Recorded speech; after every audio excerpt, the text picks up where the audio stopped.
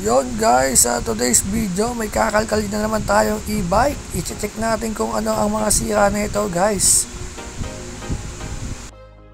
Yon guys, ito ay sinukat na namin yung trapal na ikakabit namin ngayon dito sa e-bike. So ito guys, iikutan natin para makita natin kung pantay ba ang ating pagkakalapat dito sa e-bike. Yan guys, lapat naman siya, so goods na natin siya ikabit. So ito na. Velcro nga pala yung tawag dyan guys sa kinakabit ko. Dyan po dinidikit yung trapal po para po pag umuulan ay dyan po siya nakakapit. Para po hindi pumasok ang tubig sa loob guys. Itutornilyo ko yan guys yung velcro para po at least matibay po ang pagkakakabit nyan. Para po pag hinahangin or umuulan ay hindi siya matatanggal basta-basta. Dahil po naka double sided tape lang po yan, mas mainam po kung titornilyo nyo siya para at least mas matibay siya.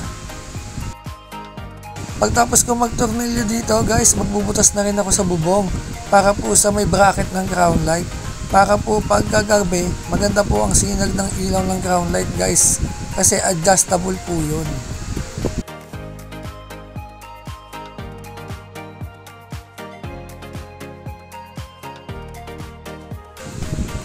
Ito na guys, magbubutas na ako sa bubong.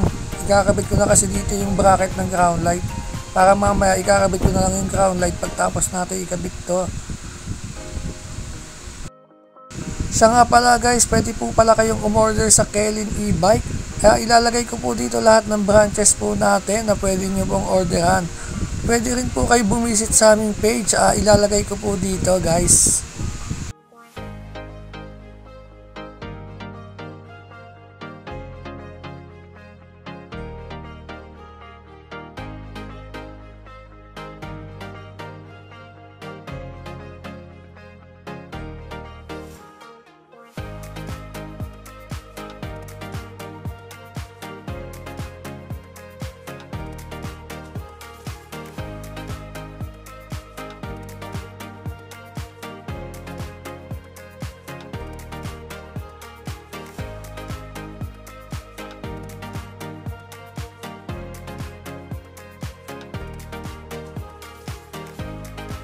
So ito, tapos na nga tayo magkabit dito ng bracket ng crown light. Kaya ikakabit ko na ngayon yung crown light.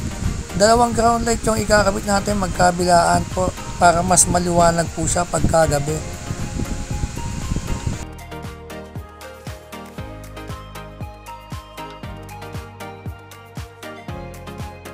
Pagtapos ko dito guys, i-check na natin yung wiring ng ating e-bike para po makita natin kung ano talaga ang pinakasira niya. Ito po pala yung wiring po ng ating e-bike. So sobrang gulo po yan guys kasi pinagbahayan daw po yan ng daga. So ang gagawin natin dito guys ay i-check upin natin lahat. So ngayon tinatanggal ko ngayon yung controller ng e-bike para po at least ma-check up natin yung controller niya kung buo pa po ba or sira na.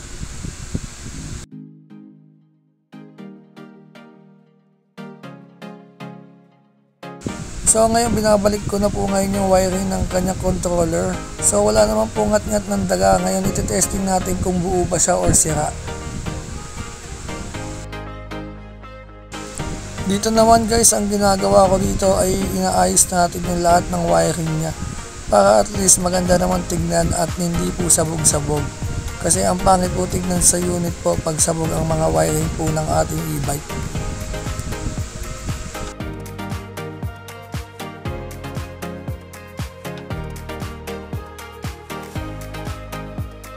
So ito, naayos ko na yung wiring ng kanyang controller. Nilagyan ko rin yun ng plywood guys para di na rin pasukin ng daga.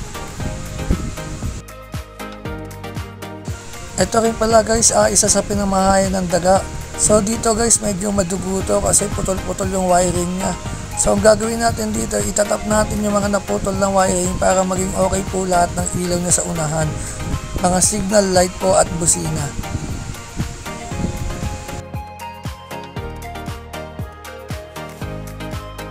So ito guys, naayos na natin yung e-bike. So ginagawa ng partner ko is inaayos po yung mga ibang wiring para at least mas pulido yung ating pagkakagawa. So ito guys, buhay na yung unit niya. Mayroon na siyang power kasi kanina ay wala. Ito po, tapos na ang ating e-bike na ginawa. Sumakay na agad si sir dito kasi excited daw siya at na-miss niya ang kanyang unit. Pinupunasan na rin ni ma'am niya kasi ready to go na po yan. Maraming salamat po sa inyong lahat na nanonood. Sana po i-share nyo ang video. Maraming salamat!